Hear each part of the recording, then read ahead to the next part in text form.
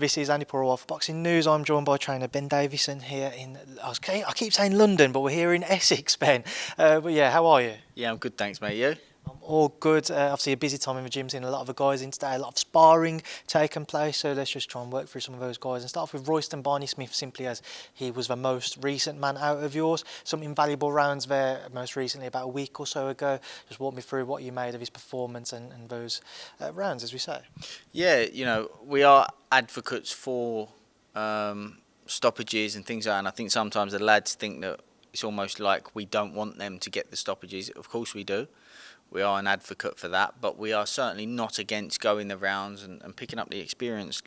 Royston's last 3 fights collectively didn't last 3 minutes.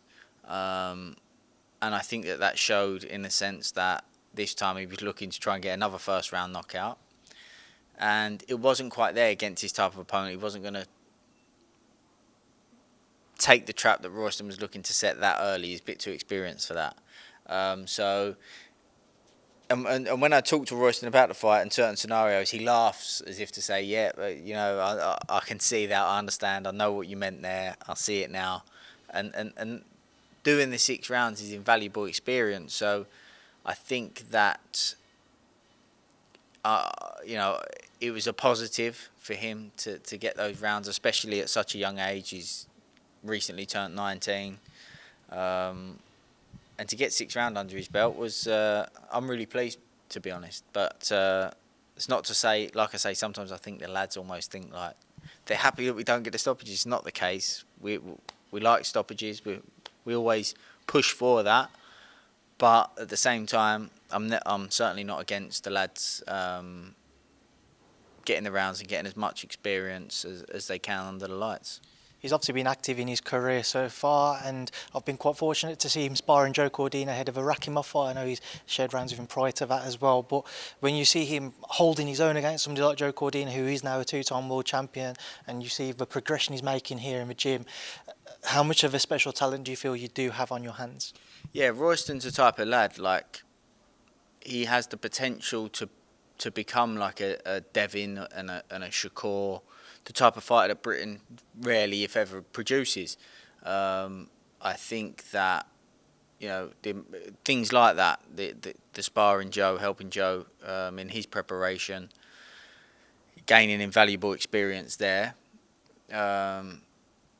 testing his skills against the best in the world. And Joe, straight after was like, if Royston doesn't win a world title, I'll eat my hat. Like, those are the type of things that help bring a fighter along in his development. I think that he now has the right mindset for him to fulfil his potential. I think early on there was a little bit of discipline that needed to take place. I understand he was young. When I first started training him, he was still only 17. And all the things that come with the hype and the turning professional, and he's been given some great slots and some great exposure. And I think that there was a few patchy moments that we needed to just rein in and correct, and that's part of developing. And I like to be as honest as possible, and we did that. And he's got a great family around him that do everything they can to help him flourish and be the best that he can be. We do everything that we can to help him flourish and maximise his potential. And I think that he sees that, he appreciates that, and he's in a great frame of mind, and he's in a great position. He's got a great team behind him. Frank Warren's doing a fantastic job with him. He drives 2 hours here and 2 hours back from the gym. That shows me the dedication that he's committing. And I know that he's desperate to become a world champion and to maximise his potential. And I believe that he's got potential to be not just a world champion, but a multi-weight world champion and a future superstar British boxing. Saw Chris Kongo back in the gym. Look, it was good to see him back as well. Obviously, he's a lot of times passed now since that Echo Esserman defeat. What does the comeback trial look like for Chris? Yeah, I mean, look, we have to see. I would love for him to do the Echo fight again. I would love that. That's a little bit of a personal one as well, to be honest, just because obviously the only 2 losses were Leigh and Lara, which Leigh went and went and fixed, and Echo with Kongo. So it'd be nice to get that one back just on a personal front. But I know Chris would love that as well. But I understand, Echo's with a different promotional outfit and might have to take another route. But if Chris can capture that European title, which I think they are having they had a draw their rematch in soon, I believe. It'd be nice for Chris to get an opportunity to capture that, and that might then lead to, a British and European showdown with Echo, which then would lure Echo in a little bit more, make a bit more sense. So I think that if we could do that for Chris, then that would be the perfect route. I will touch on Josh Taylor a little bit more later on, but I did interview with Chris, and obviously Josh has made no secret he might move up to 147. They've former campmates, they've sparred plenty of rounds together. Chris said you never know, he'd be open to facing Josh if that fight ever come about. Would you, as Chris's trainer, be open to seeing him versus Josh Taylor at 147? Yeah, I don't think you could. I don't think you could sit there and start saying things like. It does look unlikely. Don't get me wrong. Like I would be surprised if he gets made, but just like speaking hypothetically. I wouldn't like to talk about it because they're mates. They get on. I understand Chris is probably thinking it's a big fight for him and that. Do you know what I mean? But look, they're mates. I get on with Josh. Chris gets on with Josh. When we actually had Chris as part of the team, massively helped us out with the Ramirez performance and things like that. And they've shed loads around. So. Just in my mind, that's miles away. Of course, you've got Pat McCormack getting ready for the Sheffield show. How is Pat looking, and what are you expecting in this next outing for him? Stepping up to a 10-rounder now? Yeah, stepping up to a 10-rounder. First title on the line as well, with WBA Continental, I think it is. Looking good. He's looking very good. I expect Tony Dixon's a game lad, tough lad. I think he's a strong boy, and I think that he will bring. I don't think he's going to get blown away or anything like that, and that's exactly what Pat needs. I think that he will. He'll come to have a go. Again, it's exactly what Pat needs. I think that it will give Pat a chance to. He'll ask some questions. I think that it will give Pat a chance to gain some new experiences in there under the lights, and I think that he will come and like I say, ask some questions, bring a tough test. And that's exactly what Pat needs. I think that Pat will need to stick to a plan. And if he sticks to that plan and executes it, then I believe that it'll be a good performance. And with him capturing that title, hopefully the next move then is for Pat to be headlining his own shows, potentially a next-gen show or something like that. Obviously, you've got Pat's brother Luke, who people are waiting to see how his career's unfolding. Have you got any update for people? Yeah, looking positive. So obviously all this time we've been back and forth with the board, sorting out some paperwork stuff and that, and we are looking good. So he's got his last thing to sort out tomorrow. Once that's done, it's literally just waiting to get the all good, get the thumbs up, and get things moving. But he's going to be one exciting pro. Very exciting pro, and in addition to the 140-pound division, that I think Luke will be able to move pretty quickly. I think that he will have some explosive knockouts and certainly a character. So I think he'll draw a lot of attention, and people will certainly be tuning in to watch Luke McCormack. Obviously, that 140 division, looking at it domestically and for years to come, the other two leading names, current ones, are Dalton Smith and Azim. Luke moves quickly. How would you match him up against a Dalton or an Adam? How far off do you feel he's in terms of where they are in their careers? Yeah, well, I think they've got a little bit more professional experience, but in terms of activity and how quickly we can get Luke certain experiences and certain things that he needs to overcome and experience as a pro before feeling comfortable to put him into title fights and big domestic fights like that. But Luke's got the experience in terms of an amateur pedigree, and he's been boxing his whole life. And them, especially Dalton, will know about Luke. I'm sure they was on the squad together. I think they get on really well. But Luke is a dangerous man, very dangerous man. And those two are top fighters themselves, really, really top quality fighters. So that's an unbelievable 140-pound division that we've got in this country alone. So yeah, we'll see. But I mean, I think Luke will be able to move pretty quickly, just in terms of one, his amateur pedigree. Two, he's been in the gym the whole time this has been going on, so he's forever been developing. And he's a man. He's 27, 28 years old. He physically mature. He's not a young lad coming through. Okay, we need to take our time against other men. He's boxed at the highest level and done all these WSB fights as well against other top elite amateurs and all being men. And Luke is coming into his physical prime. So I think that we will be able to move him pretty quickly. So you've seen Fabio Wardley sharing ring there with Jamie TKV. A lot of rumours that he might be out. I think it's the end of July has been mentioned. I've seen the Anthony Joshua card on August 12th being mentioned.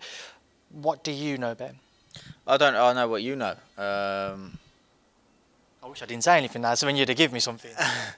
I don't know much else other than that. But Fabio's preparing for either of those dates, so he's in preparation. Focus at the minute with no opponent either at the moment that nailed on. Been a few names mentioned, but we are just focused on Fabio and working on certain areas of his game until we get an opponent, and we'll look to start to divert and focus on the opponent and what he needs to do specifically for that opponent.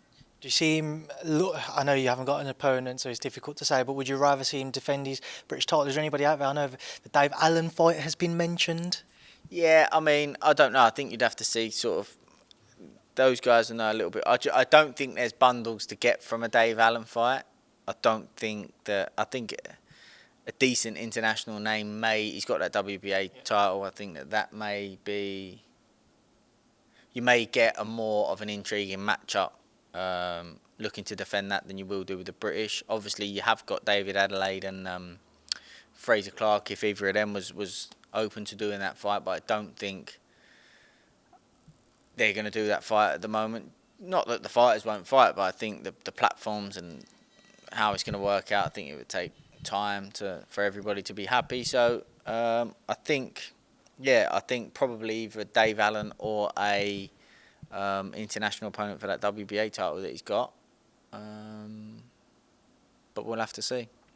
Just on the Fraser Clarke scenario, obviously we was expecting to see that fight go to purse bids. Fraser pulling out at the 11th hour. What was your entire take on that scenario, the fallout since, and Fraser's most recent performance against Mariusz Vach this past weekend? I think that Fraser's a top quality fighter. I think he's a top bloke as well. I think he game to fight. He was sat ringside at Fabio's last fight, and I spoke to him after. He'll be under no illusions. It's a tough fight. Again, as I was saying before about with Luke and that, like, Fabio's got the professional experience. Fraser's got this amateur pedigree and he's boxed the best around the world, and he has. It is a different game. I think that the Mariusz Vach fight on the weekend was what he needed, something like that. Again, another one that I get it.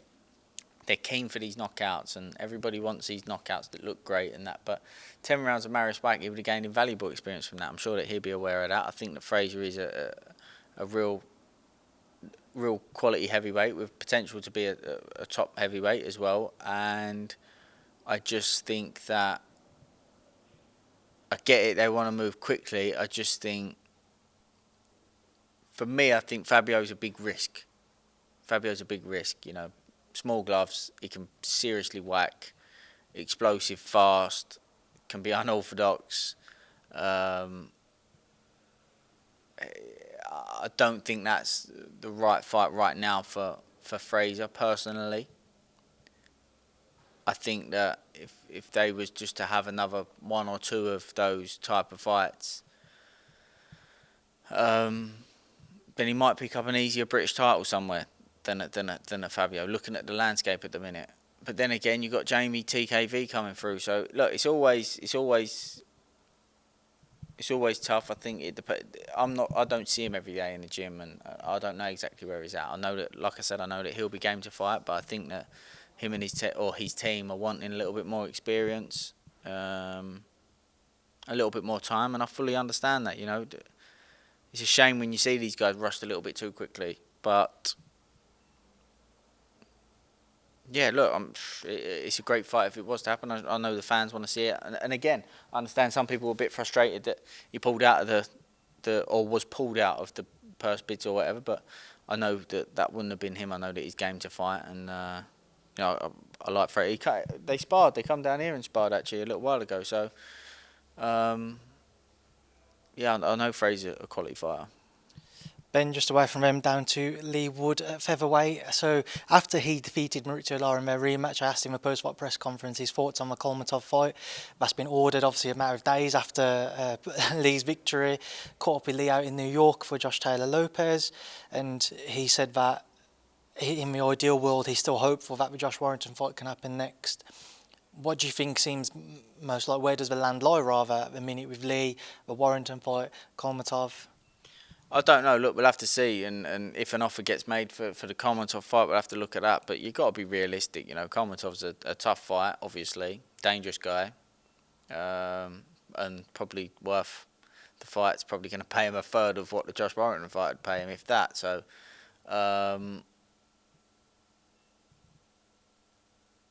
yeah, I don't know. Like, we'll have to see. Everybody wants to see the Josh Warrington fight. I know that there may be a case of let us fight Warrington and then we'll let maybe vacate or whatever. I don't know. And you know, Leigh's big for featherweight. Maybe there's options there for him at super featherweight as well, or other options there to go and try and claim another one of the titles. But or fight. They could fight for an interim title and Leigh fight the winner, or the winner of Warrington and Leigh fight the winner, or whatever. But I don't know. Next week, obviously, we'll be in Sheffield for Pat. Frank and Eddie will be there, so I suppose we'll have a bit of a conversation then. Obviously, it seems to be the last thing, when I've spoken to Leigh, the last thing he wants to do is vacate that title, and understandably so. But he has said that if there was one fight he would consider it for, it would be for Warrington at the City Ground. What went through your mind when you saw the fight with Wardley-Clarke ordered so quickly after the Lara fight? I think we knew. I think we expected it really, because they actually told us before, you know. And to be honest, you know, there was talk of the winner of, if we was to let Lara and Warrington fight, the winner of that would vacate and not fight Wardley-Clarke, which is part of the reason why we pushed to go straight back into that rematch with Lara, because Leigh wanted to get his belt back and not that belt go vacant or change hands and then Leigh not be able to get that rematch with Lara for his belt. So, yeah, we expected it, but we'll see. Look, Leigh's in a position of he's got to make smart decisions. Collectively, we've got to make smart decisions, and we'll see. Ben, take me back about a month ago. Devin Haney overcoming Vasily Lomachenko, a close fight, one which had a split opinion as to who everybody felt had won. What were your thoughts on Devin's performance, and did you feel like he did enough to have his hand raised? I thought he was brilliant. I was worried about the fight that he wouldn't be as disciplined with the approach that we had spoke about collectively as he was. That was a worry for me, but you know, we're always in discussions constantly throughout camps and that, and he'll always send his sparring over, and we'll go through bits and send bits back and discussions, whatever. But always fight week, there's like it goes up 10 levels, the conversations, and the detail, etc. And I think that sometimes you can get just as much out of coaching just through having a conversation, talking about scenarios, as you can actually being in there and doing things physically. And I think that when he went into the ring, you know, he was very clear on what he needed to do, and I feel like he did that. I feel like he strayed a little bit from it in the second half of the fight, going into round 7, I think it was. Went away from it a little bit. I haven't sat down and scored it. I do need to do that, but I did have the feeling of watching the fight live.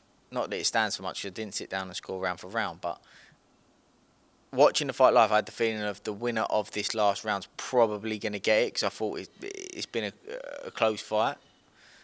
And I thought Devin clearly won the last round. I thought that, and that wasn't through Lomachenko feeling like he was comfortable. Lomachenko knew that fight was close and tried to come out and win the last round, but I feel like Devin went back to focused on certain things that he was doing in the first half of the fight that helped him keep control of the fight. And I felt like Devin had won the fight. And we was just having a conversation off camera about how a lot of people in the arena sort of favoured Lomachenko, and then a few people have gone back and watched it back and sort of had a different opinion when watching it on the TV. So sometimes that can happen, and sometimes you can watch the same fight and have a different scorecard, slightly different opinion. It was a really competitive fight. It was sometimes, I'm not going to name any names, there's really high level fights that do big numbers that aren't really elite. That was an elite level fight. That was like the highest skilled fight in terms of skill set, probably I can think of, like, this year. Two top quality elite fighters, and it was a great fight. But I did feel like watching it live, I thought Devin done enough.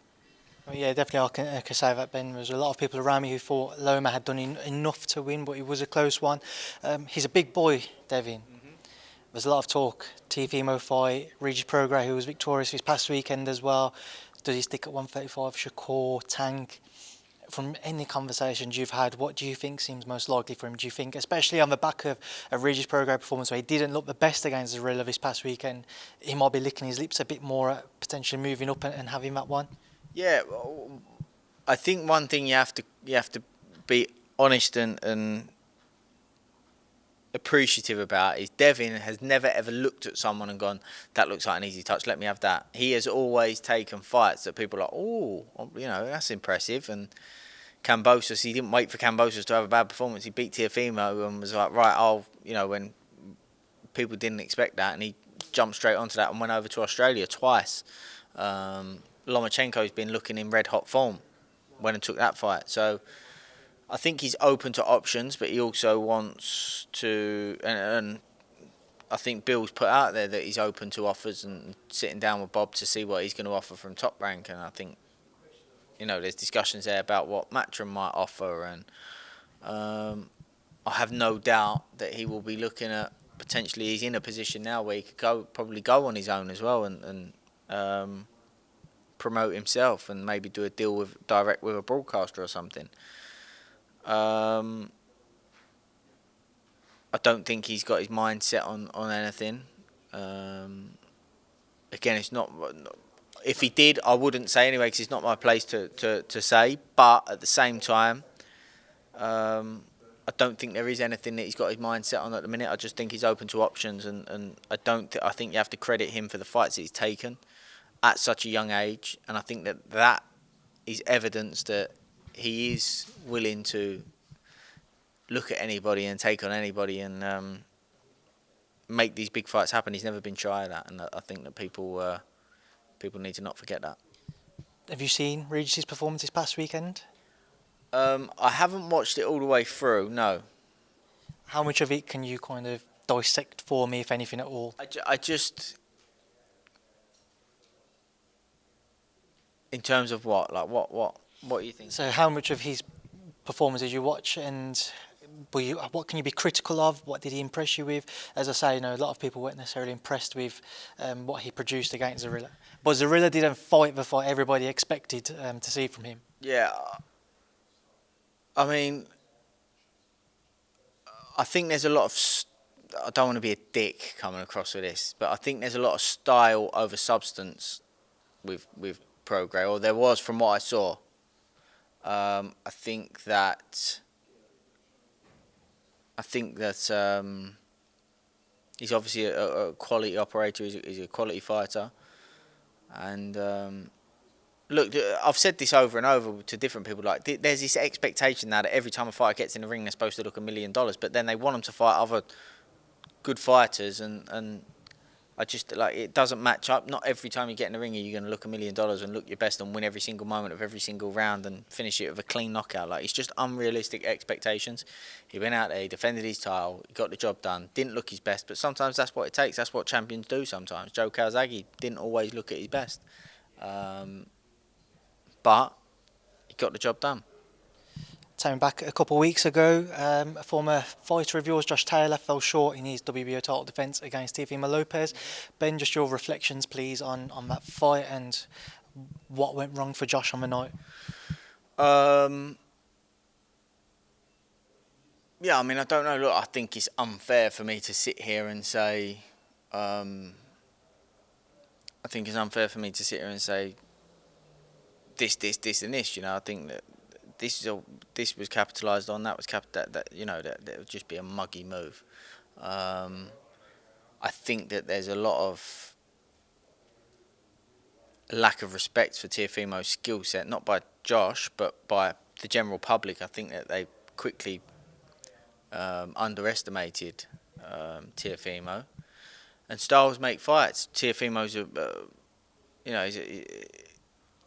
he's a very good counterpuncher, very, very good counterpuncher, and very good at setting traps, laying traps, and he's a smart fighter. You don't beat Lomachenko without having done so, and he's another one that hasn't always looked at his best, but that night he performed, and it'd be easy to sit here and say that.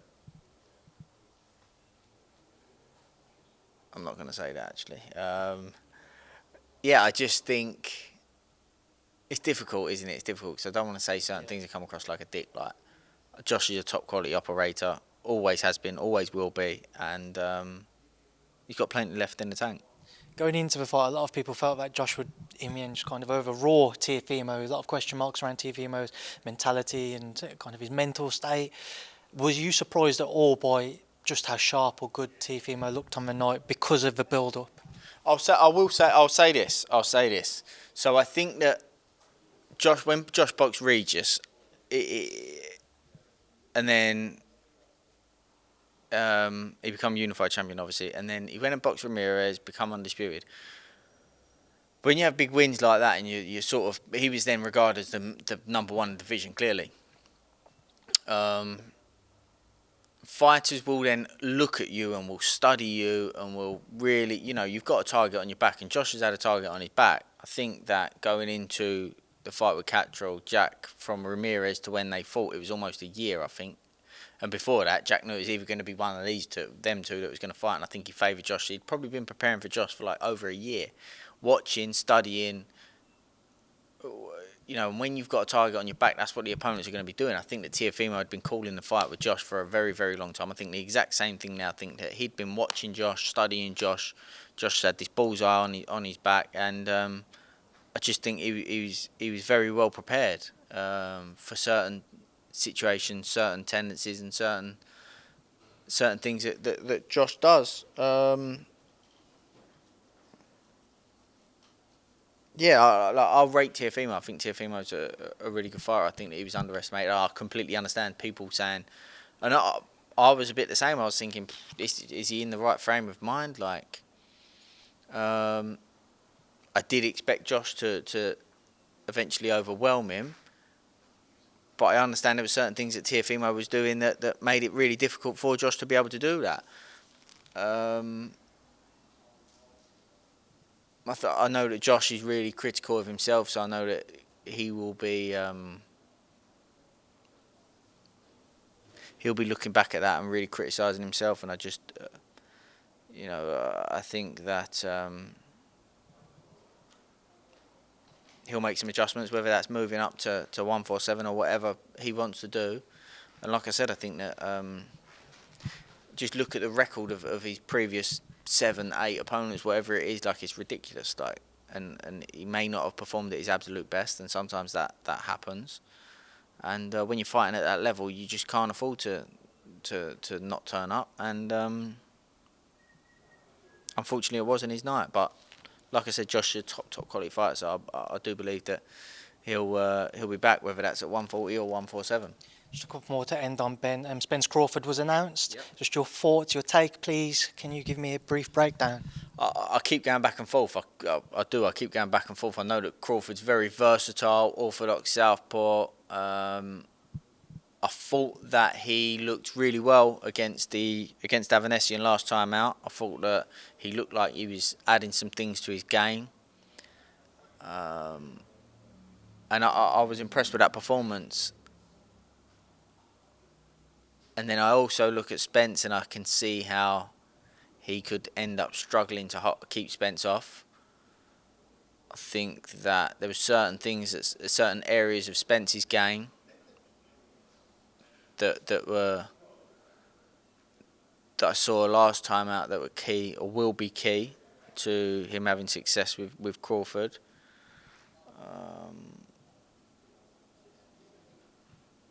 I can see, I mentioned there that Crawford's very versatile, orthodox southpaw. I can see how I can see a scenario where he's starting to struggle to hold Spence off. Should I go orthodox? Should I go southpaw? Hasn't really committed to anything, and he's ended up getting a little, not really establishing anything because he's not quite sure what way to go about it. I can also see a scenario where Spence gets a little bit carried away, a little bit over-eager and gets brought onto a shot on the counter. Very efficient Spence. Yes, it's one of them, like, it's proper. It's a proper 50-50. So I think that the man who is better prepared on the night, I think that if they fought 10 times, it could be 5-5, put it that way. Right, pull them splinters out, Ben, and answer, please. Who wins?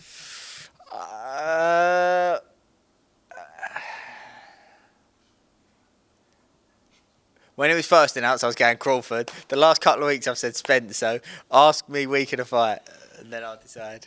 All right, Ben, we'll definitely come back to that one, but I will leave you now to obviously enjoy the rest of your day. Thanks for speaking to me, and I'll speak to you again soon. No problem, mate.